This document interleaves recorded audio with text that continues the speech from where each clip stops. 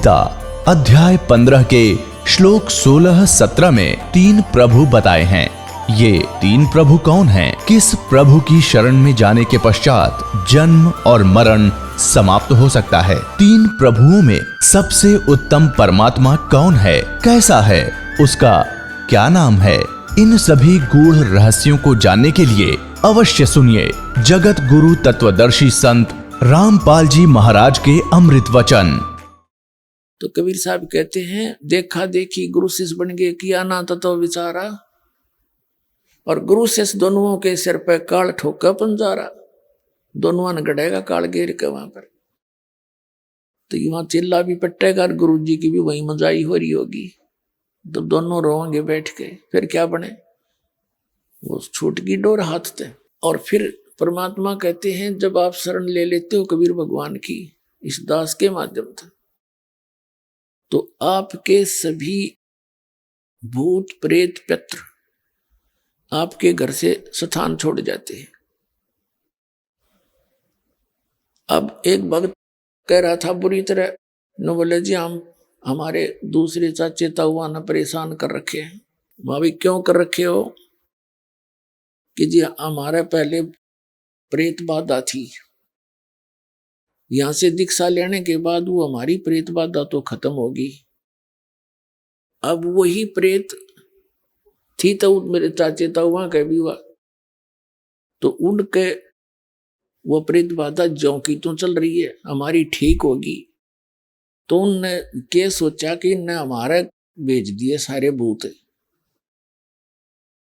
तो उन्होंने हमारे साथ विरोध करना शुरू कर दिया कि तुम कितना वहां जाते हो बरवाला में, हमारे ऊपर जंतर मंत्र करा के तुमने सारे भूत हमारे भेज दिए, हमारे साथ झगड़ते हैं। तो मैंने कहा उनसे ये कहो कि आप भी बरवाला आओ और देखो वहां क्या जंतर मंत्र किया जाता है। और इसका तो यही है कि जैसे आप जी ने दीक्षा ले ली, जैसे घर में मच्छर हो मच्छर, और वहां ऑल आउट लगा दे, ये जो आती है, तो मच्छर उस घर को छोड़कर कहां जाएंगे? उससे बाहर दूसरे घर में घुस जाएंगे जो बिना ऑल आउट का होगा। तो हमने भाई ऑल आउट दे रखी आप तो ही। ये भक्ति का जो सच्चा मंत्र है ये ऑल आउट है।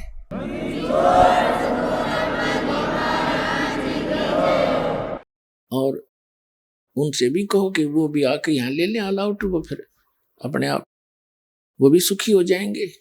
अब जैसे कबीर साहब कहते हैं कि एक समय ये जितने भी भैरव भूत पित्र और ये देवता देवी मेरे पास आकर खड़े हो गए और कहने लगे, जो आपकी पूजा करते हैं, आपको मानते हैं, वो हमें नहीं पूजते। अब हमें बताओ हम कहाँ जाएं? हमें ठौर बताओ। कबीर साहब ने कहा, जो मेरी पूजा नहीं करते वो तुम्हारे लिए ही है, उनको लूटो खाओ। देवी देव ठाडे भये, देवी देव ठाड भये, हमको ठोर बताओ, जो मुझको पूजे नहीं उनको लूटो खाओ। जाओ तुम जो मुझे नहीं पूछते खाओ।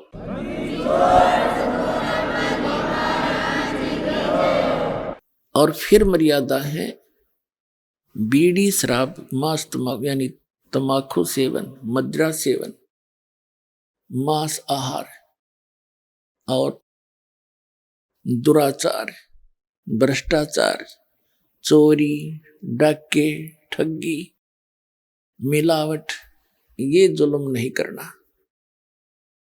पुणात्माओं, जब भगवान राज्य प्रसन्न हो गया तो सब कुछ मिल गया, और परमात्मा रूठ गया तो सब छूट गया।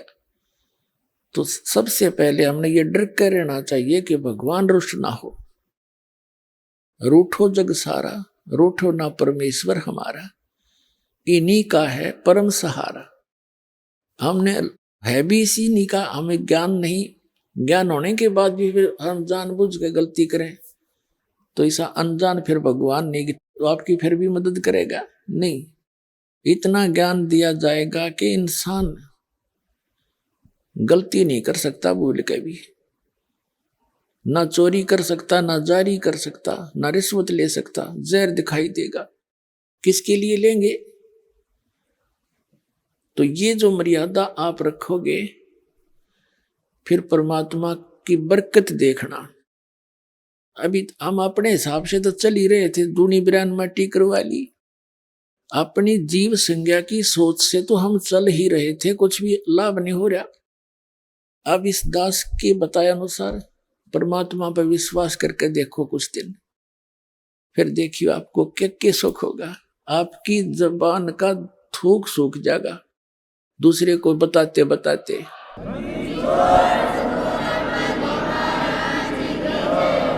तो पुण्यात्माओं, ये दास कोई बालक नहीं, अनजान नहीं, कोई मांगने खाने वाला नहीं, या कोई रोजी रोटी का उद्देश्य लेकर इस मार्ग पर नहीं लगा। दास को 2 रोटी परमात्मा ने खूब दे रखी थी 2 समय की। जूनियर इंजीनियर इन इरिगेशन डिपार्टमेंट हरियाणा में दास नौकरी करता था, और भाग्य उदय हुआ परम संत स्वामी रामदेवानंद जी के चरणों की धूल मिली, एकदम जीवन बदल गया। जिस टारगेट को लेकर जी रहे थे वो तो कति नकली दिखाई दिया। जो उद्देश्य था मूल इस मनुष्य जीवन का, उसको आपने पता ही नहीं था। उस ज्ञान से, उस परम संत के बताए ज्ञान से अंतःकरण में एक न्यारी रोशनी हुई। और फिर 17 फरवरी अमावस्या 1988 को दास को दीक्षा की भीख मिल गई। उस दिन के बाद अपनी नौकरी भी करता था, परमात्मा की भक्ति दिन रात करता था, क्योंकि यह भक्ति ऐसी है जो प्रारंभ से लेकर आज तक भक्ति यही है और है ही नहीं। इसमें न अज्ञानियों ने गलत साधना करके हठ योग आदि व्रत रखने फलाना करना ये शुरू करा दिए, और इसको हम जन साधारण कर नहीं सकता। जबकि भक्ति यही है, किसी वेद में, गीता में, या परमात्मा के गौड़ जीवन ज्ञान कबीर वाणी में देख लो। नाम उठत नाम बैठत नाम सोवत जाग बे, नाम खाते नाम पीते नाम से लाग बे। चलते फिरते बैठते उठते हैं, उस मालिक का जाप करना है, नाम से मोक्ष होगा। तो ये दास अपने सर्विस भी करता था, क्योंकि इसने जो दैनिक कार्य के बाद हमारे पास घना समय है, और जब तक हम इस भक्ति मार्ग पर ज्ञान पर नहीं लगते तो हमने वो समय जो हमारा भक्ति में लगना था वो गलत जगह लगाते थे। या तो किधर गप्पे मारा करते बैठ के पार्क में, या किधर और मित्र रिश्तेदार के पास सहमते जा खड़े होते, या फिर गुटी लगाने लग जाते, या ताश खेलते थे, या राजनीति की बतलाया करते, या किसी की और निंदा चुगली कर लेते, या फिल्म देखने लग जाते आंख फाड़ के। तो वो जो समय हम बर्बाद किया करते थे, उसी समय को अपने पेट वाले समय से निकाल कर, जो अपना निर्वाह वाले समय के अतिरिक्त बहुत समय हमारे पास, जैसे 8 घंटे ड्यूटी है तो 16 घंटे से 6 घंटे सो ले, 10 घंटे फिर क्या काम है, रोटी भी खा ले, नहा भी ले उस मत है, और फिर भी समय बच गया। घंटा 2 घंटा 3 घंटे मालिक का सारे दिन में भी समय मिल गया, नहीं समय बेड़ा पार हो जाएगा। तो ये दास सर्विस भी करता था और अपनी भक्ति करता था। जैसे ये फील्ड का काम होता था, वहां तक जाते थे बस में बैठ के या जीप में या अपनी व्हीकल से, तो वहां तक दास केवल सिमरन करता जाता था, सिमरन करता आता था। 2-2 घंटे लग जाते आने जाने में। काम का काम, राम का नाम। ऐसे ही आप यहाँ से बैठते हो, कोई तो बेचारे 24-24 घंटे सफर करके पुण्यात्मा आते हैं मालिक के दरबार में, भगवान के बच्चे, कोई 2 घंटे, कोई 4 घंटे। तो उस दौरान अपना ज्यादा से ज्यादा मंत्र में ध्यान रखें। वो तो समय आप पैक हो गए, उस मत के में और सोच भी नहीं सकते, कुछ कर भी ना सकते। फिर भी ऐसे भी जैसे खेत में जाते हैं, ड्यूटी पर जाते हैं, तो कुछ ना कुछ मंत्र थोड़े बहुत जरूर करता रहे, याद रखे, इससे हम काम बन जाएगा। ये कोई ना सोचा भाई पूरी शांति हो लेगी फिर भक्ति करेंगे, शांति कब होगी? अब एक व्यक्ति था, परमात्मा कहते हैं जो जन मेरी शरण है ताका हूं मैं दास, और गेल गेल लग गया फिर जब लग धरती आकाश। एक व्यक्ति था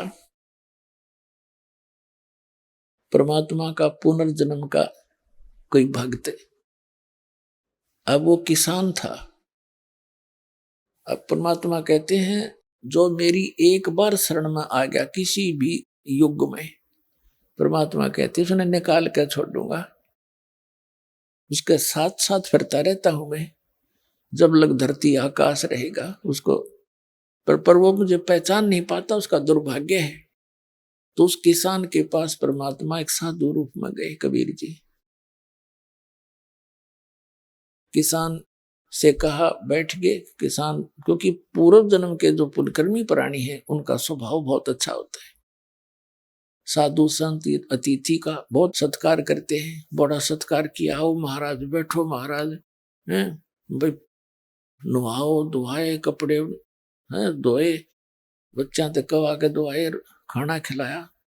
परमात्मा बोले फिर भगवान गए जिस उद्देश्य से, वो लगे ज्ञान देन, भाई भगत तेरा स्वभाव भी अच्छा, लेकिन सारा काम बिगड़ रहा है आपका भक्ति बिना, भक्ति करा करो। किसान कहने लगा महाराज जी ये बैठे हम नहीं भक्ति करने का, ये बस समय नहीं, छोटे छोटे बालक हैं, कमाना है, खेती करूंगा, थोड़े से बच्चे समझदार हो जाएं, ये अपना काम संभाल दे महाराज जी, फिर मैं भक्ति ये करूंगा, मैं और काम में को नहीं। परमात्मा चले गए। अब वो बच्चियों की शादी भी कर दी, बच्चों ने खेत का काम भी संभाल लिया, और उनका पोता पोती भी हो रहे। जब परमात्मा गए, अगवाई किसान भक्त, अब होगी तो न फुर्सत, आ जाओ ईब कर ले भक्ति, ले ले नाम। कहने लगा बाबा जी महाराज जी देखो छोटे छोटे बच्चे हैं, लड़के खेतों में काम करते हैं, मैंने पोते रखने पड़ते हैं, अभी मेरा काम पूरा नहीं हुआ है, फिर देखूंगा बच्चे पोते थोड़े ठीक हो जाते। परमात्मा ने बहुत कुछ समझाने की चेष्टा की, पर कोई ना असर हुआ उसके नालायक के। अब क्या हुआ, कुछ दिनों के बाद वो मर गया, ये तो समय आना ही है एक दिन। अब मृत्यु होगी उस भक्त की, लेकिन साधु सेवा का फल निष्फल नहीं जाता, परमात्मा कर्म बनवाते हैं ऐसे। उसके 2-4 बार गए, उसकी सेवा की, उसके पुण्य बन गए साधु सेवा, भगत की सेवा करने से।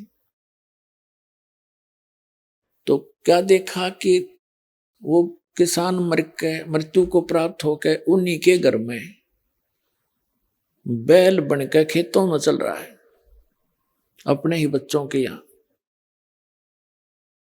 अब परमात्मा पहुंचे वहां खेत में, जहां उसका लड़का उस अपने पिता को बैल को जोत रहा था, उन्हीं की गाय से उत्पन्न हुआ था। कहते हैं जहां आशा ताबासा हुई, और मन कर्म वचन सुमरियो सोई। अब कबीर परमात्मा पहुंचे वहां पर खेत में, जहां उसका पुत्र हल जोत रहा था। वो भी जानता था महाराज जी कई बार चक्कर लाक आए थे, कहो महाराज। परमात्मा ने कहा कि भाई तेरे पिताजी कहाँ हैं? जी वो तो मृत्यु को प्राप्त हो गए महाराज, 4-5 वर्ष हो गए। जो बैल वहीं बना हुआ था उसके कान में जाके परमात्मा ने कहा कि भाई तेरे को कितना समझाया था भले आदमी, देखी बैल बनकर खड़ा हो गया। अब भी मान ले मेरी बात, तेरी अजूनी छुटवा दूंगा, तेरा अभी शरीर छुटवा देता हूं और तुझे मनुष्य जीवन दिवा दूंगा। अब परमात्मा तो सबकी भाषा समझते हैं। वो बैल कह रहा मन मन में, अग बाबा जी तेरा दिमाग खराब हो रहा है, अब मैं मर गया, यहाँ कोई और बैल आ जाएगा और वो काम ठीक करे नहीं का तो मेरे बच्चा नानी नहीं हो जाएगी, अरे तेरा गजब हो, देख कहां तक का ठेका ले रखा है। परमात्मा बोले भाई ठीक है, मत मान। नहीं, कुछ दिनों के बाद वो बैल का जीवन भी पूरा होना ही था। फिर बन गया वो सर्प। सर्प की योनि में क्या होता है, अब कभी उसने थोड़े बहुत पैसे दबा रखे होंगे कि तो जमीन में 2 से 400 रुपये, और वो मृत्यु को प्राप्त हो गया, बता न पाया को ना। तो सर्प को ये चेतना रहती है, वो उस घर में घूमता रहता है आसपास उस क्षेत्र में जहां वो कभी धन दाब गया था। अब वो आया फिर अपनी वो बैंक बैलेंस से मारने के लिए सर्प वहां उनके आंगन में घूमे, घर में गया जहां उसने को 100-200 रुपये दबा रखे थे मिट्टी में, भूल भाल गया, नाग परिवार को पता। वो देख लिया, उसके पुत्रों की बहुओं ने, पत्नियों ने शोर मचाई, सरप सरप। वह बेटे आए लठ लेकर, और वो चला फिर मोरी में से निकलने की चेष्टा कर रहा था। उसका 1-2 लाठी लागी कमर पे, जाके सटता बाहर। 1-2 डंडा लग गया, वो टूट गया बीच से। वो जाके एक बोझड़े में झुंड में पड़ा पड़ा अपना तड़फ रहा। तब परमात्मा फिर गए, कहने लगे भगत अब भी मान ले मेरी बात ने। न बोला जी मान लूंगा, इब्ते में मेरा पीछा छुटवा दो। कबीर परमात्मा बोले भाई शरण मत आया, पर सांकली तुड़वा का आया तू। तेरी अब हड्डी पसली एक गोली जब समझ में आई, और पहले आ जाती होती न तेरा काम ना बन जाता। तो पुण्यात्मा जो समझदार व्यक्ति हैं वो तो जल्दी शरण ग्रहण कर लेंगे, ना बाकी के फिर सांकली तुड़वा का आएंगे। आना पड़ेगा यहीं पर।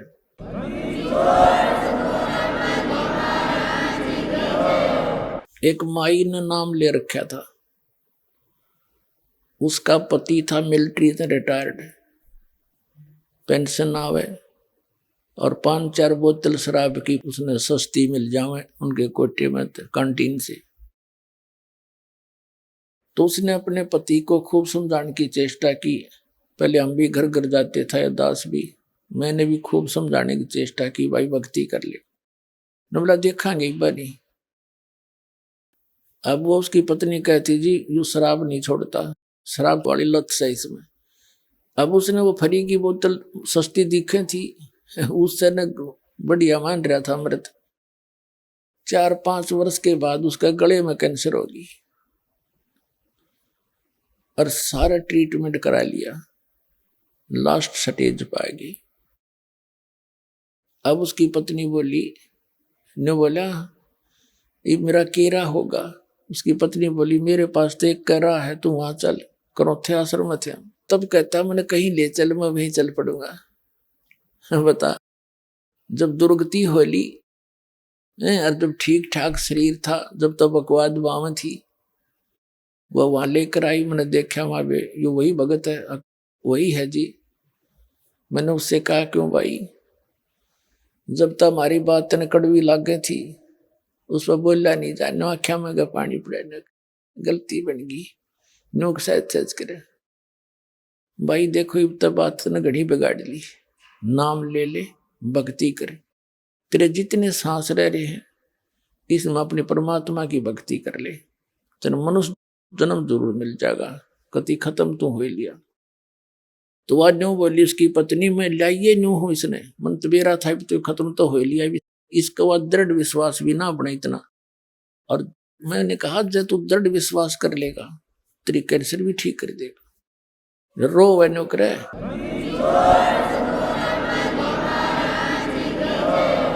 जब तो इन्हू ना करकड़े नो के कति जो कहोगे वह कर लूंगा। मेरे दर्दी भक्ति करने का मंत्र है, इसको शुरू करे, सुनेगा। उसको 60% राहत होगी 10 दिन में, और ठीक होते फिर लाग गया गाली देने, बेटी के बाप के उसके लाग रहे खोटे। 2 महीने के बाद फिर कति एक बार घर वाले भी अचरज में पड़ गए, रिश्तेदार भी नो के क्या हो गया, और ठीक हो गया, तू तो जमा 60% रिकवरी होगी।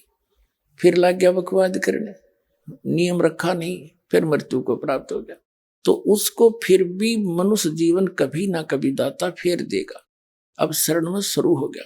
तो इस एक तो बुद्धिमान तो है पहले आ जा, और कर्महीन फिर सांकली तुड़वा का आवेगा, पीछा छूटेगा यही आने से। तो बुद्धिमान व्यक्तियों को चाहिए ज्यादा देर नहीं करे, समझदार है, कोई बालक नहीं। तो पुण्यात्माओं, इस प्रकार इस परमात्मा की शरण में आने से आप जी को एक विशेष राहत मिलेगी, और जो संसारिक सुख हैं वो भी मिलेंगे, और जो आपके ऊपर प्रारब्ध के संस्कार कर्म आवेंगे वो भी पाप कर्म वो ठीक होंगे। कहते हैं संत शरण में आने से आई टले बला, जय मस्तिष्क में सूली हो वो काटे में टल जावे। सतगुरु शरण में आने से आई टले बला,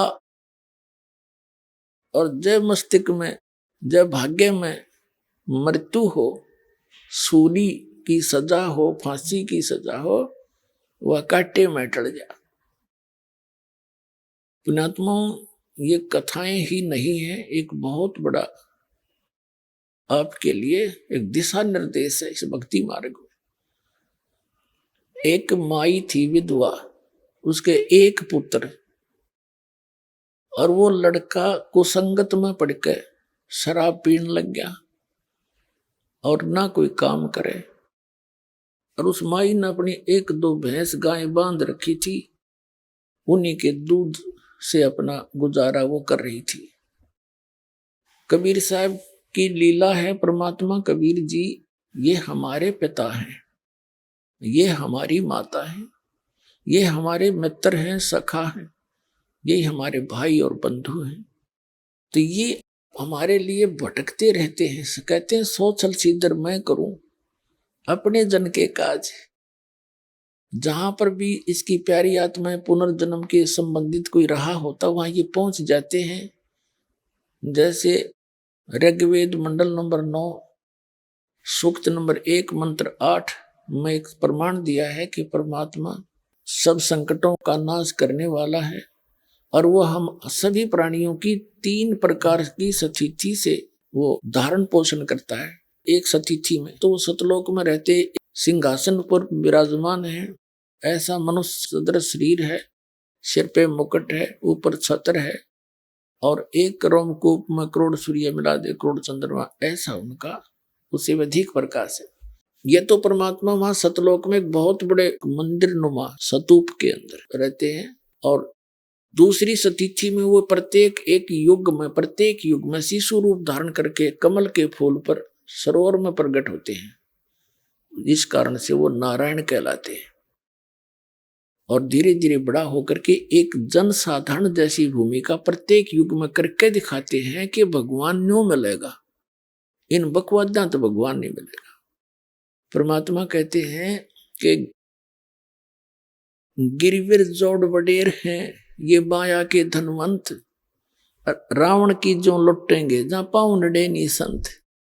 जहां संत नहीं जाते, चाहे कहते हैं गिरिवर जोड़ बडेर हैं ये माया के धनवंत, जिनके पास धन है, पैसा है, न कोई गांव में एक नंबर का सेठ है, कहते हैं उनकी पहाड़ जैसी महिमा है, और वो अंत में ऐसे लौटेंगे जैसे रावण की वीरानमेटी हुई थी, जहां संत की शिक्षा नहीं होती, दीक्षा नहीं होती। गिरवीर जोड़ बडेर हैं ये माया के धनवंत, रावण की जो लुटेंगे जहां पाँव नडे नहीं संत, जहां संत मेहमान नहीं होते, जहां संतों का संग नहीं होता। तो परमात्मा प्रत्येक युग में आते हैं और इस तरह की लीला करते हैं। जैसे दुल्हा रूप में एक झोंपड़ी में रहा करते थे, हाथ से काम करते थे, भक्ति भी करके दिखाते थे, उनको जरूरत नहीं थी भक्ति की, लेकिन हमारे लिए एक एग्जाम्पल कोड करके गए, उदाहरण देकर गए, वो एक भूमिका की तुम ऐसे करो। और जो भी उनके पास मेहनताना आता था कपड़े के बुनने से, उसमें से जो घर के योग्य आहार के लिए जो चाहिए था वो सामान लाकर बाकी जो पैसा बच जाता था उसका सत्संग कर देते थे, भंडारा करा देते थे, भगत बुला के खाना सत्संग करते थे, वहां खाना खिला देते थे। सत्संग भी सुनाते थे। तो हमें ये बताना चाहते थे कि तुम विश्वास करोगे ना मेरे पे, ऐसे करो फिर देखना मैं क्या करूंगा तुम्हारे लिए। एक बार किसी ने झूठी चिट्ठी डाल दी थी कबीर जी के को तंग करने के लिए, नीचा दिखाने के लिए, कि वो भंडारा करेगा 3 दिन का। सब साधु संतों के डेरा में कि सभी आइयो 3 दिन का भंडारा है, और एक असर भी देगा प्रत्येक भोजन के बाद। ये लिख रखा है चिट्ठी में। एक दोहर देगा, दोहर होती थी बहुत सुंदर कंबल टाइप। तो सभी मंडलेश्वर, सभी डेरा के संत अपने सारे चिल्ला ने लिया, एक जितनी बार जितनी रोटी खाएंगे, ये थमाया के पुजारी थे, और सबको एक असर भी मिल जाएगी, एक दौर मिल जाएगी प्रत्येक भोजन पे। तो उनका मुखिया ने सोची थी खूब जोटा लगेगा, खूब पैसे मिलेंगे, खूब दौड़ मिलेंगे, उन्हें बेच के फिर पैसे ले लेंगे, अपना काम चलाएंगे। 18 लाख व्यक्ति आ गए, और परमात्मा का श्याम श्याम का आटा बर्तनों में, और कबीर जी के नाम से चिट्ठी लिख दी थी। अब परमात्मा ने दूसरा रूप बनाया, सतलोक में गए, और वहां से 9 लाख बैलों से, अपने सतलोक से 9 लाख बैलों के ऊपर, पहले यही थी ट्रांसपोर्टेशन, 9 लाख बैलों के ऊपर सारा सामान लाद के, चीनी, घी, आटा, चावल, सब कुछ, और वहां ला के टेंट लगा दिए नारे नारे। वही सतलोक से ही परमात्मा के बच्चे हंस रूप में आए, और वही हंसों को परमात्मा ने बैल बना के लाए, फिर जाके वो वैसे ही बना दिए, और बाकी सेवादार भी उनके साथ आए, और अपना दूसरा रूप बना के एक टेंट में विराजमान हो गए, और काशी के चौपड़ के बाजार में वहां लगा दिए हजारों की संख्या में टेंट, और उन टेंटों में नो कारण ढेर के ढेर पूरियां के न्यारे, चावल के अलग, दूध के डेग भरे हैं, और आटा की बोरियां के नरेट। और वहां कहते बिना पकाया पक रहा। अब आते ही 18 लाख आदमी का खाना खिलाना, हाथ पांव फूल जा पूरे भारतवर्ष के प्रधानमंत्री के 18 लाख आदमियों को जो एक बार रोटी देनी पड़ जाता है। एक टेंट में आप बैठ के, केशव नाम किसे एक कहा, मेरा केशव नाम है, बंजारा होते हैं बिजनेसमैन, पहले वो वणिज करते थे, बंजारे होते थे, बैलों के ऊपर सामान लेकर इधर से उधर, एक मंडी से दूसरी मंडी में बैलों पर सामान लाद कर ले जाते थे, वहां से बेच कर दूसरा सामान लाते थे, जैसे आजकल ट्रक हो गए। इससे पहले बैलगाड़ियां होती थी, पहले उससे पहले बैलों के ऊपर ये ट्रांसपोर्टेशन होती थी, ट्रांसपोर्ट का काम हुआ था। उनको बंजारे कहा करते थे। तो 3 दिन तक 18 लाख व्यक्तियों को 3 दिन और रात, दिन रात भंडारा चला, खुला भंडारा, गैब का बिन चिट्ठी बिन नाम। तो 3 दिन तक प्रत्येक खाने के बाद वो खाना खा के उठे, वहां पहुंच जा लाइन में, एक असरफी और एक दोहर उसको भगत सेवादार प्रदान कर रहे हैं, मालिक बैठे हैं टेंट में। सब उनका तो बस वो माया पुजारी थे, उन्हें तो माया चाहिए थी, एक 3 बार खावा था दिन में रोटी। 18 लाख आदमियों को 3 दिन तक छका दिया कति, और फिर भी बचा रह गया सामान। तो कबीर साहब कहते हैं, कल पे कारण कौन है, कर सेवा नी काम, मन इच्छा फल देऊंगा जो पड़े मेरे ते काम। अब वो ये बताया है कि जैसे मैं एज ए कबीर भक्त एक रोल कर रहे थे, यदि तुम ऐसे चलोगे और तुम पर कोई फिर ऐसी आपदा आवेगी, तो वो आपदा गौड़ सतरत ही दूर हो सके थी, जीव के बस की नहीं थी। तो परमात्मा कहते हैं, जब धनी ते काम पड़ेगा, तेरा कोई आपत्ति आवेगी, फिर देखना मेरे हाथ बहुचक्का कर दूंगा सारे संसार को।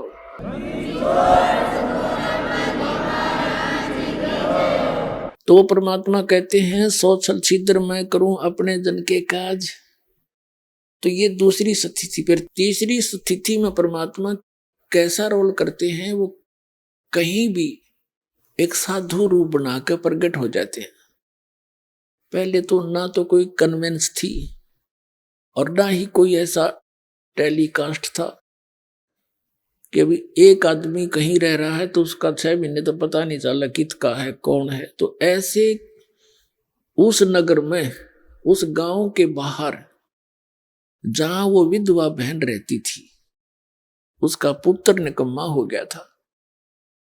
उस नगर के बाहर परमात्मा कबीर जी एक साधु रूप में रहा करते थे और परमात्मा बताया करते थे कि मेरे कई आश्रम हैं भाई, मैं 2-2 1-1 महीना आपके आश्रमों में रुकता हूं। अब जैसे परमात्मा साधु रूप में उस आश्रम में आते थे, 1 महीना या 2 महीने रुकते थे, फिर चले जाते थे।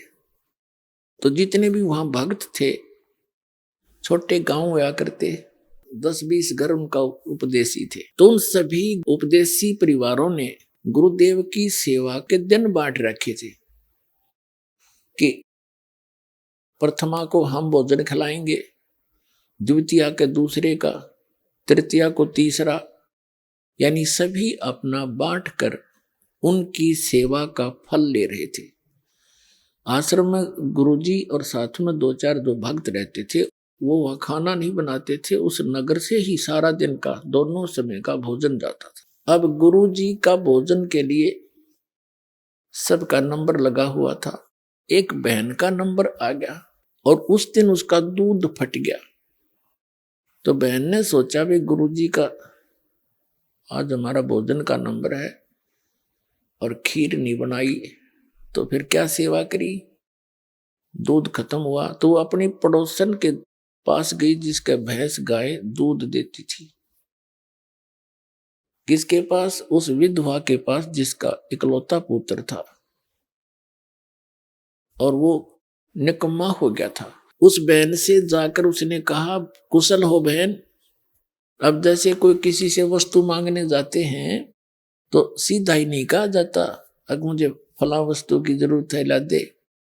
आदमी औपचारिकता करता है, बैठता है, कुशल मंगल पूछता है, फिर उसका मूड देखता है और फिर उससे प्रार्थना करता है कि मुझे उस चीज की आवश्यकता थी।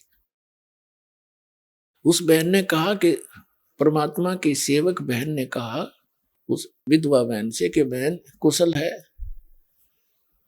अब उसको कहा आजा बहन बैठ जा, और अपना सारा दुख रो दिया कि क्या की कुशल हूं। छोटे से इस बच्चे का पिता मर गया था और मैंने इस उद्देश्य से दूसरी शादी भी नहीं कराई कि मेरे बेटे की वीरान माटी हो जाएगी, ना जाने कौन किसा मिल जाएगा, इसको दुख हो जाएगा। तो मैंने इसको जैसे तैसे पाल पोस के बड़ा किया, सोचा था भी काम में हाथ बटाओगा, ये निकम्मा हो गया।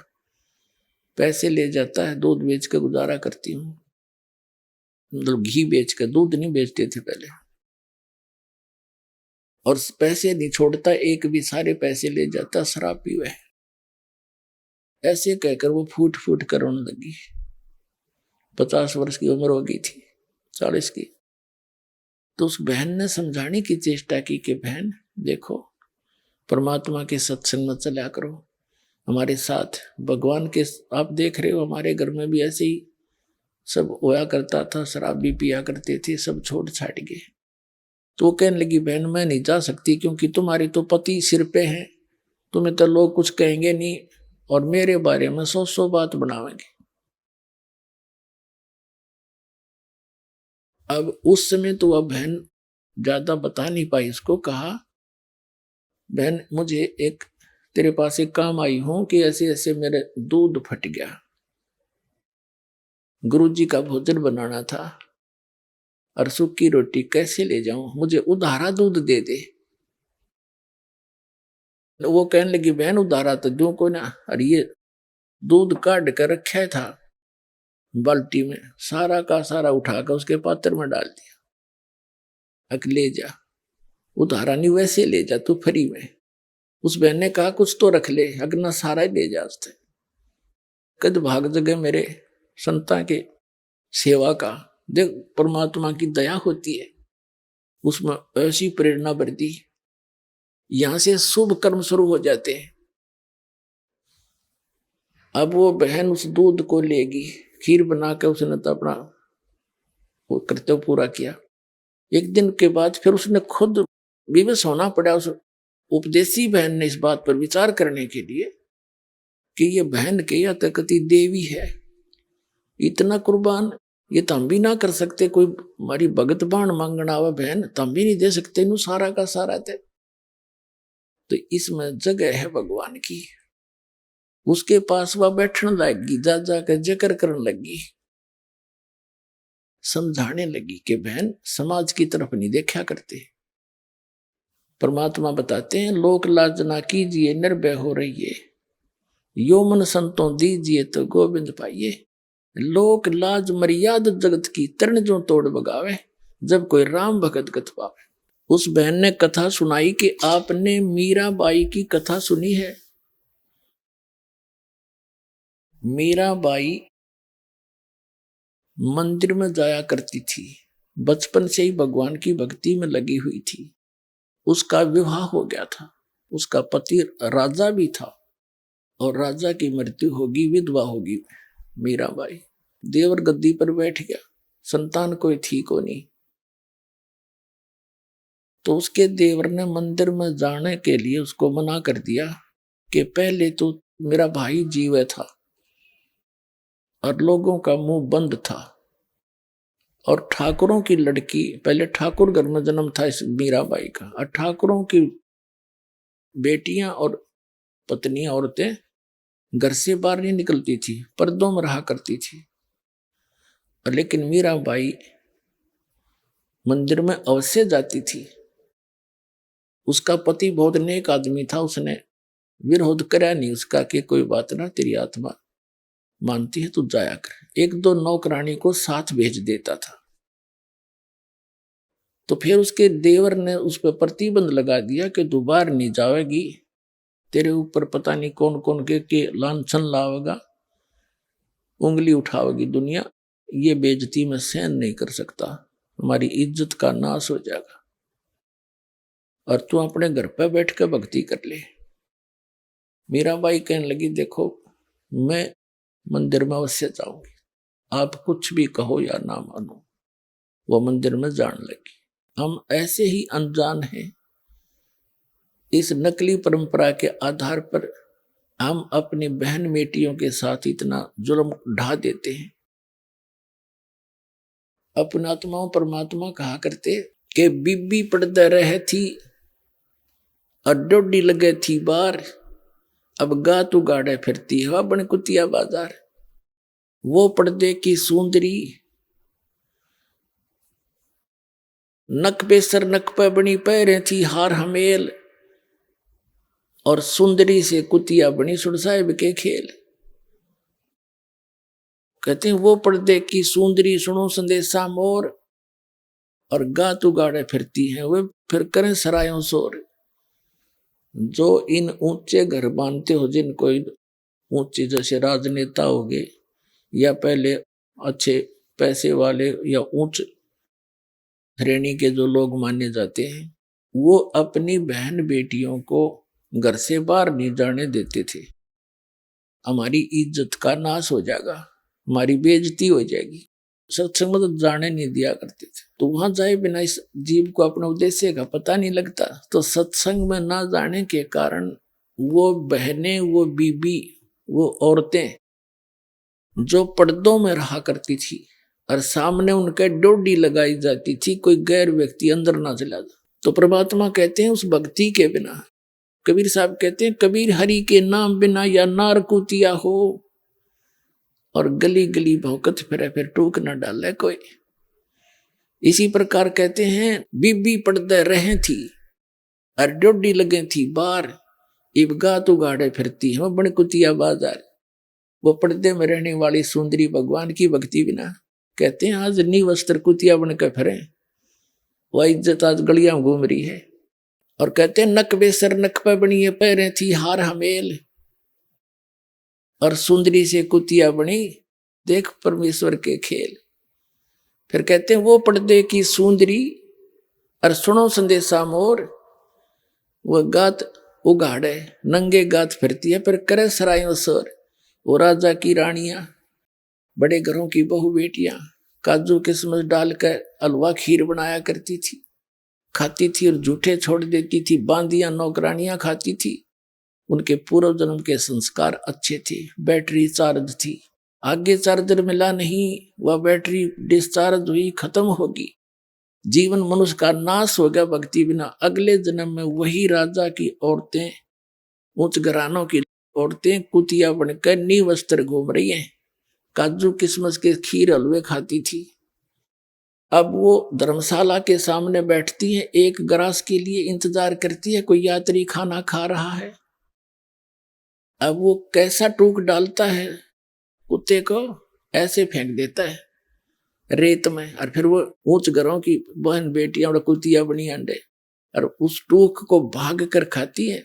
10 ग्राम रेत साथ खाती है उस रोटी के, एक टूक के। और जब बकवाद बाव थी तो परमात्मा कहते नक बेसर नक पे बनी पैरें थी हार हमेल, ये सुंदरी से कुतिया बनी सुन साहिब के खेल। एक समय एक पुल्लो नाम की बाई थी, भगतनी, और एक राजा की 3-4 रानियां थी। राजा उनसे चर्चा करता था कि एक पुल्लो नाम की भगतनी बहुत अच्छी है, बहुत ही भली है, भक्ति करती है। अब औरतें तो औरत की प्रशंसा से किसी दृष्टिकोण से की जा वो घाट सुना करे। उनने सोची कोई घड़ियां सुंदर होगी, राजा उसकी बहुत प्रशंसा करे।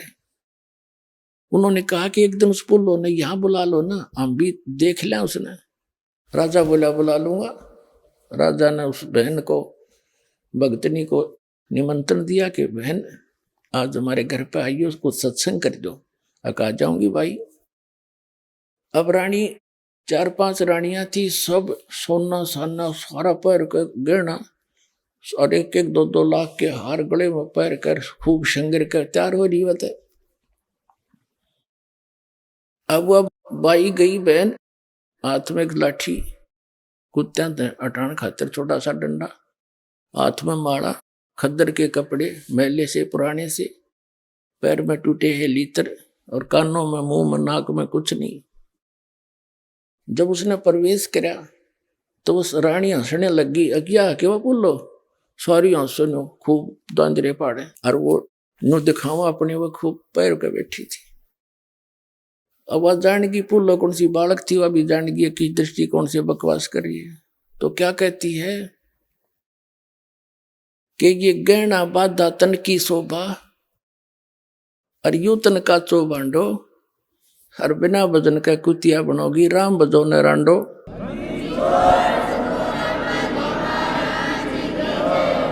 कहते हैं इस तुम के राजी हो रही श्रृंगार करके, किस पर पैरे बैठी हो तो काचा बांडो है, काचा बांडा, तड़का मर जाओगी, कुतिया बनी आंडोगी, भजन करो न रांडो। यानी इनकी अपनी लैंग्वेज होती है या समझाने की। तो उनका वह बात समझ में आ गई, सत्संग किया, परमात्मा ने उन पर भी दया कर दी। लेकिन फिर वो भी राजा के साथ वहां जान लायकी। अब प्रसंग चल रहा था मीराबाई का। तो मीराबाई को उनके घर वाले बाहर नहीं जान दिया करता, उसका देवर। घर वाले ने तक मना नहीं करा, वो नेक आत्मा था। तो खूब उसने कोशिश करी। फिर उसके देवर ने सोचा मीराबाई के ना कि भाई इस तो अच्छा तो इसने मार दूं, हमारी इज्जत बची रहेगी, हम कितने नीच हैं। इस तरह की बकवाद भी सोच ली। तो उसने सोचा कि अभी यूं मारूंगा तो पता चल जाएगा, नौकर नाकर की तो जिक्र कर देंगे, तेरी निंदा हो जाएगी समाज में। उसने सोचा कि तू इसको ऐसे तरीके से मार दे कि मेरा भी ना पटे। एक सपेले से बात करी, एक सपेरे से बात करी, गारडू से जो सांप रखते हैं सर्प, उससे कहा कि इतना विषैला सर्प ला दे कि एकदम डंक मारते मर जा। उसने पैसे मांग लिए, दे दिए राजा ने, एक सर्प ला दिया और उस सर्प को एक गहनों के डिब्बे में पैक कर दिया, डाल दिया। और अपने लड़के का जन्मदिन मनाना था उस मीराबाई के देवर ने। सारे रिश्तेदार इकट्ठे हो गए, आने थे वहां पर। तो उसने उस दिन सोचा कि आज इस वो मंगा कर सर्प उसी दिन, और बांदी को दे दिया वो डिब्बे में। अगजा मीराबाई को दे दे, इसमें हार है 9 लाख रुपया का। बांदी से कहा सभी को सुना के, जहां आम सब बैठे थे, और वो हार सपेरा दर गया था पहले दिन। वो लाकर उसको हार नहीं था, उस सरप डाल के पैक करके लाया था। और बांदी नौकरानी को दे दिया कि जो मीरा को दे दे और कह दे इस हार ने पैर लेगी, क्योंकि वो कुछ नहीं पैरा करती गहना वहना। और वैसे तो विधवा होने के बाद माई पहले कुछ भी प्रयोग करती ही नहीं थी। तो उसने कहा कि उसको कह देना मीराबाई को कि इस हार को पैर लेगी, कदे मेरी बेइज्जती करवा दे रिश्तेदारों में। नू ना कहेंगे भाई मर गया था पाछे, इसने ओढ़ने पैरने के लिए भी कुछ नहीं देता। तो इसलिए सब कुछ समझा के और वह बांदी भेज दी। बांदी ने जाके कहा कि राजा ने कहा है इस हार ने पैर लिए, रिश्तेदार आए हुए हैं, और नहीं तो तेरी खैर रही है, बहुत नाराज हो जाएगा तेरे थे। मीराबाई ने सोची कोई बात नहीं, मेरे लिए तो माटी है, और यूं मानने को ना नाड़ी इसमत कोई बात भी ना बिगड़ती, थोड़ी देर डाल लूंगी, घंटा 2 घंटा। बांदी के सामने ही उसने कहा खोल बांदी। नौकरानी खोल ले ला इसने। नौकरानी ने खोला, उसमें इतना सुंदर हार था, वहां आसपास कोई बने नहीं, उस क्षेत्र में भी नहीं बन रहा था, इतना बढ़िया हार उसमें। और मीराबाई ने पैर लिया, पड़ा रह गया, माटी यहाँ है यहाँ एक जैसी है, मेरे लिए तो सोना नहीं, चांदी नहीं, हीरे नहीं, मेरे लिए तो मिट्टी है। अब पैर लिया, बांधी आगी। अब वो गया, फिर बाद में अकमरली होगी बात है, बांदी से पूछेंगे क्या था कि सर्प था इसमें ऐसे डस गया। तो वहां वो उद्देश्य ये लेकर गया था, लोग न सोचेंगे सांप से डस कर मर गया, आप की तो सांप आ गया होगा। अब अन्यों कौन पूछा था भाई सांप, वो बतानिया वो सांप लड़ गया, सांप लड़ गया, उठा लो, इस तरह सोच रहा था। तो थोड़ी देर के बाद वो गया, वो मर चुकी होगी, और फिर सबको बुला के कह दूंगा अरे सांप लड़ गया भाई, सांप लड़ गया, बुलाइयो सपेरों को, खत्म हो जाए। वो जाकर देखा, दरवाजा खोला, वह हार पहने बैठी। मीराबाई से कहा कि उसके देवर ने के दुष्टा यही काम करने जाती थी मंदिरों में, तो देखा ना तेरी पोल खुल गई, कहां से लाई ये हार तू, ये हार इतना कीमती हमारे पास भी नहीं है, तू कहां से लाई। अब मीराबाई आंखों में आंसू बहाई कि तू मुझे मरण भी नहीं देता, मुझे जीने भी नहीं दे रहा, आप ही हार भेजने वाला और मेरे को बदनाम कर रहा है, तो निकम्मे तने शर्म आनी चाहिए कुछ। वो कहने लगा मैंने कहा भेजा, इस डिब्बे में भेजा तेने हार। वो कहने लगा झूठ बोलती है तू। अब बांदी को बोला जो लेकर आई थी, वो बांदी बुलाई। बांदी से उस राजा ने पूछा कि बांदी ये हार कहां से आया, कि जिस आपने जो दिया था उसी बक्से में था, और उसने सर्प अपने सामने बंद करवा के दिया। अब बताओ, परमात्मा जिसने रखे ये कुतरू मार सकते हैं?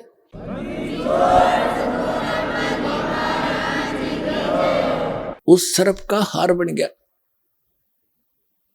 अब वो इतने मान बढ़ाई में इंसान इतना अंधा हो जाता है और भूल जाता है भगवान को।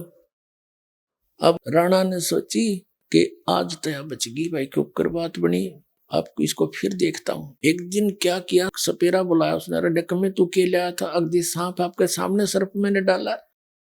उसने कहा कि अब एक ऐसा विष दे दे मुझे लाके, एक के घूट में मर जा, ऐसा विष ला दिया उसने। और मीराबाई के पास गया तलवार लेके, और साथ में विष एक कप के प्याले में डाल के, और कहा मीराबाई इस विष ने पी ले, और नहीं तेरी गर्दन काटूंगा, आज तेरी मौत खरी है। आइए अब हम उन श्रद्धालुओं के अनुभव जानते हैं जो जगत गुरु तत्वदर्शी संत रामपाल जी महाराज जी से दीक्षा प्राप्त कर चुके हैं तथा उनके द्वारा बताए गए भक्ति मार्ग पर चल रहे हैं। माता जी नमस्कार। सत साहेब जी, क्या नाम है आपका? बेनी भाई, कहाँ से आए आप? जिला ललितपुर मड़ावरा। संत रामपाल जी महाराज से नाम दीक्षा लेने से पहले आप क्या भक्ति साधना करते थे? मैं मथुरा वृंदावन जाती थी, और सोमवार का व्रत, शुक्रवार का व्रत, 9 देवी की उपासना करती थी, और गुरुवार हर व्रत करती थी मैं। जितने होते हैं हिंदू धर्म में सब व्रत करती थी। और ब्रह्मा कुमारी में भी कुछ दिन मैंने मुरली पढ़ी, उनका भी माना मैंने। आपने जो ये सभी प्रकार की पूजा साधना की है, तो ये सब छोड़कर आप संत रामपाल जी महाराज जी की शरण में क्यों आए?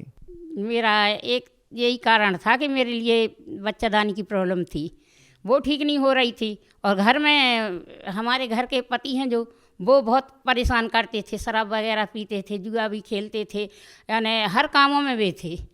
पहले जो भक्ति साधना आप करते थे, क्या उनसे आपको कोई लाभ नहीं मिला? वो मानते ही नहीं थे, तो इसलिए मैं दुखी थी, तो भाग जाती थी। हर बार बच्चे छोटे छोटे छोड़ के मैं चली जाती थी मथुरा वृंदावन। और 84 को उसकी परिक्रमा 1.5 महीने में आती थी, तो लड़ाई झगड़ा होते थे तो मैं मायके चली जाती थी। संत रामपाल जी महाराज जी से आपने नाम दीक्षा कब ली? 27/11/2013 में।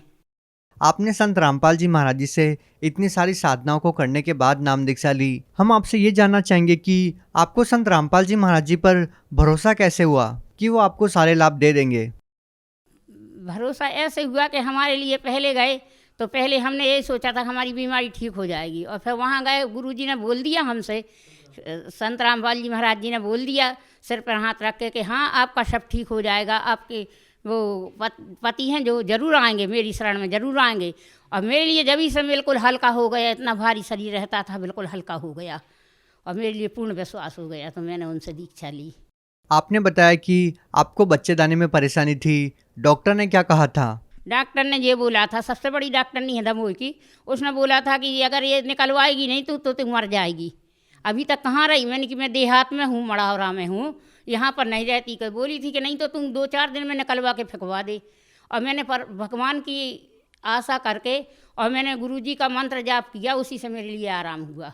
संत रामपाल जी महाराज से नाम दीक्षा लेने के बाद क्या आपने कोई ऑपरेशन करवाया कि नहीं करवाया? नहीं करवाया, कोई नहीं करवाया। माता जी, हमें एक बात समझ में नहीं आती कि आजकल डॉक्टर हैं, इतने बड़े बड़े हॉस्पिटल्स हैं, सभी लोग बोलते हैं कि बीमार होने पर डॉक्टर्स के पास जाना चाहिए, लेकिन आप एक संत के पास जाते हो, भक्ति करते हो और भक्ति करने से आपका रोग ठीक हो गया। लोग इस बात पे विश्वास कैसे करेंगे?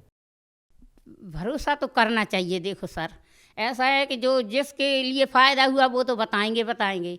जैसे हमने भक्ति की और भक्ति के मंत्र की शक्ति से हमारा रोग ठीक हुआ, और अगर आज हम गलती करते हैं तो हमारे लिए तकलीफ होती है, ये भी बात है। अभी गलती करें तो अभी की अभी सज़ा मिल जाती है, तो अपन को मंत्र जाप करना पड़ेगा। संत रामपाल जी महाराज जी के वचन पर भरोसा रखना, वचन में बहुत शक्ति है उनकी। हमारे लिए एक बार ऐसे ही हम अपने भगत जी के साथ जा रहे थे ट्रेन में, भोपाल सत्संग था गुरु जी का, तो हमारे भगत जी का ऑपरेशन हो गया था पेट का, तो उनके लिए धक्का लगा, तो वो बोले कि चल गई गाड़ी, और बोले हम नीचे उतर रहे। हम नहीं, तुम उतर जा, हम नहीं उतर पाएंगे, हम औरत जनी हैं, हम नहीं उतर पाएंगे। और फिर भी मैं इतनी मरीज हूँ कि मेरी कमर में दर्द होता है कभी कभी, तो वो बोले कि उतर गए, और फिर बोले आजा नीचे आजा। मैंने कि मैं नहीं आऊँगी, बैग फेंक दिया मैंने नीचे कि ले बैग ले लो तुम, हम भोपाल में मिल जाएंगे। वो बोले नहीं आ जाओ, पीछे आ रहे थे गाड़ी के, तो मेरे लिए लगा कि अगर ये 2 बैग लिए हैं और ऑपरेशन भरे हैं और अगर कहीं कुछ हो गया तो लोग बोलेंगे कि ये बड़ी भक्ति करने गई थी और पति को ऐसा करवा के आ गई, तो इसलिए मैं कूद गई चलती गाड़ी में। थोड़ा प्लेटफार्म बचा था, जैसे यहाँ से जो गेट है अपना, और मैं कूद गई। तो कूदी तो जैसे ही मैं नीचे गिरी, जैसे ही संत रामपाल जी महाराज इतने ऊंचे दिखाने, छत बरोबर ऊंचे, इतने लंबे, और उनने मेरा हाथ पकड़ लिया, तो इतना पकड़ा तो ये 3 उंगली भर आई पकड़े में, नाखून अकेले पकड़े थे हैं। और मैं ऐसी देखी तो गुरुजी दिखाने, वही सफ़ेद कपड़े पहने, बाल सफ़ेद हैं जैसे संत रामपाल जी महाराज जी हमारे लिए दिखाने। हमने ऐसा देख लिया, और ये हाथ ऐसे पकड़े हैं, और ये गाड़ी तरफ ये पैर जा रहे थे, हवा में खींचते हैं, तो यहाँ से मेरे लिए घुटना लगाएं, जैसे कोई ऐसा घुटना लगा लेता नहीं, उड़ के ऐसे घुटना लगाए। मैं डली रही, और पूरी गाड़ी आगे के डिब्बे में थी, पूरी गाड़ी निकल गई। और जब फिर ये भगत जी पास में आए हमारे पतिदेव, तो वे बोले कि उठ जा, अब वो नीलखंडी भाषा है, तो बोलते उठ जा जल्दी। तो मैंने कि ये हमारा हाथ छोड़ दें, छोड़ नहीं बोला, हमने बोल नहीं पाया कि ये हाथ छोड़ दें, और गुरु जी छोड़ के अलूप हो गए। आपको संत रामपाल जी महाराज स्टेशन पर दिखाई दिए? हाँ, स्टेशन पर नहीं, गाड़ी का चक्का जाता है उसी के बिल्कुल साइड पे बिल्कुल। क्या संत रामपाल जी महाराज जी ने आपके जीवन की रक्षा की है? हाँ, संत रामपाल जी महाराज जी ने मेरे जीवन की रक्षा की है। हमारे पति को ये पहले तो शराब वगैरह ये छूट गया, वो मैंने कहीं जबारे वबारे में नगड़िया गड़िया बजाते थे वो भी छोड़ दिया, बीड़ी तम्बाकू सब छोड़ दिया। और है सो ये उनका अपने पेट पिराना था, ये पेट की वो आँत होती है जो गैस वाली, वो फट गई थी। तो हम लोग ने मड़ौरा में इलाज करवाया, नहीं हुआ ठीक, फिर ललितपुर ले गए, ललितपुर रेफर किया, वहाँ ले गए, वहाँ भी ठीक नहीं हुए और इतना पेट सूज गया खूब। तो फिर हम लोग, हमारा लड़का था छोटा वाला और हम लोग थे, तो हम लोग लेके आए झांसी रेफर कर दिया। झांसी तक आए, डॉक्टर बोले अगर तुम 5 मिनट नहीं आते तो काम ख़त्म था। उसने तुरंत यहाँ पर नली डाली और एक इत गले में डाली, 2 इत पेट में डाली हैं। उन्हें अब वो किया, कहने ये साफ़ करके लिया, फिर बोले कि चलो 26,000 की दवाई ले आओ। ये वे बोलते वे नली डलती हैं, वे लेके आई, सब पूरा कर दिया उनने। जब सांस लिख ली थोड़ी और फिर बाद में 6 बजे से ऑपरेशन रूम में ले गए और वहाँ पर उनका ऑपरेशन नहीं हो रहा था भगत जी। और जब हम अंदर जाने लगे तो हम ऐसे बाहर हाल में खड़े थे, बहुत बड़ा हाल था वहाँ झांसी में, और भीतर इतनी बड़ी बड़ी लाइटें लगी थी जैसे जे आपकी लाइटें हैं, बहुत प्रकाश दे रही थी। वहाँ पर ऑपरेशन कक्ष में 12 बज गए रात के, हो नहीं रहा था ऑपरेशन। और इतने इतने हाथ पोछ पहने, मुँह में बांधे, डॉक्टर साहब आए और बोले आपका ऑपरेशन सफल नहीं होगा, आप लोग निराश होकर जाओगे। तो हमने कि अब क्या करें, तो हमने बोली हे संत रामपाल जी महाराज, आपकी भक्ति करते हैं तो हमारे लिए अभी से ऐसा नहीं भोगने पड़े और आप ठीक कर दो, जैसा बने जैसा मालिक आप कर दो। तो गुरुजी आए साक्षात, ऐसे जैसे गाड़ी चलती है तो वो पेड़ वगैरह चलते हैं ना ट्रेन में, ऐसे दिखते हैं, ऐसे दिखे गुरुजी माँ से सफ़ेद बिल्कुल, और चले आए और ऐसे हमने प्रणाम किया, दंडवत प्रणाम किया गुरुजी को, और बस उनने हमारे लिए ऐसा आशीर्वाद दिया और ऐसे मुड़ गए ऑपरेशन कक्ष में। तो हमने इतना देखा, फिर हमारा लड़का गया पीछे से, तो उसने देखा कि इतना वो पेट में का सामान सा निकाल के उसमें जो कुछ किया हो उनने, और वैसे रख के रह गई थी, हाथ खड़े कर दी थी डॉक्टर ने। और फिर इसके बाद में फिर उनके लिए दिखाने, तो उनसे बोला जो कुछ बोला हुआ, बोल रहे थे कि ऐसा बोला था कि यह सो आज तक की तेरी थी सो हो गई थी, आज तेरे घर के रोते जाते, लेकिन आज मेरी शरण में है संत रामपाल जी महाराज जी की में, बोले मेरी शरण में है तो तेरे लिए हम अपने कोटे से उम्र देते हैं। आपको संत रामपाल जी महाराज जी हॉस्पिटल में दिखाई दिए साक्षात? अस्पताल में भीतर जाते दिखाई दिए। क्या संत रामपाल जी महाराज जी ने आपके पति का ऑपरेशन किया? हाँ, उन्हीं ने किया है, आज भी ठीक है, बस चलाते हैं, सब करते हैं ठीक। आपको संत रामपाल जी महाराज जी इतने सारे लाभ दे रहे हैं, संत रामपाल जी महाराज आपको दर्शन दे के जा रहे हैं, आपको स्टेशन पे आके बचा रहे हैं, हॉस्पिटल में आके आपके पति का ऑपरेशन किया है, आपके पति की रक्षा की है, लेकिन संत रामपाल जी महाराज जी तो एक साधारण से दिखने वाले संत हैं, लोग उनको भगवान कैसे मानेंगे? भगवान हम लोग मानते हैं, गुरु गोविंद दोनों खड़े काके लागू पाए, और बलिहारी गुरु आपने जो गोविंद दिया मिलाए, ना गुरु मिलता ना गोविंद भगवान को पा पाते अपन, तो बिना गुरु के गति नहीं होती है, तो हम तो गुरु को मानते हैं। आप भगत समाज को क्या संदेश देना चाहते हैं?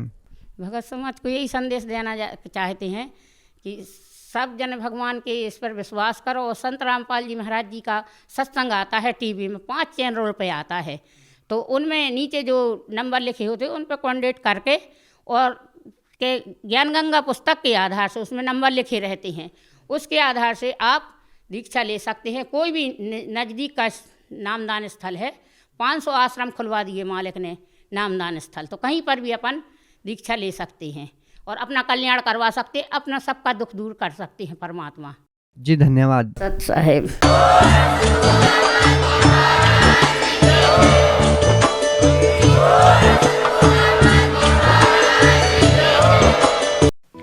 आप सुन रहे थे जगत गुरु तत्वदर्शी संत रामपाल जी महाराज के मंगल प्रवचन।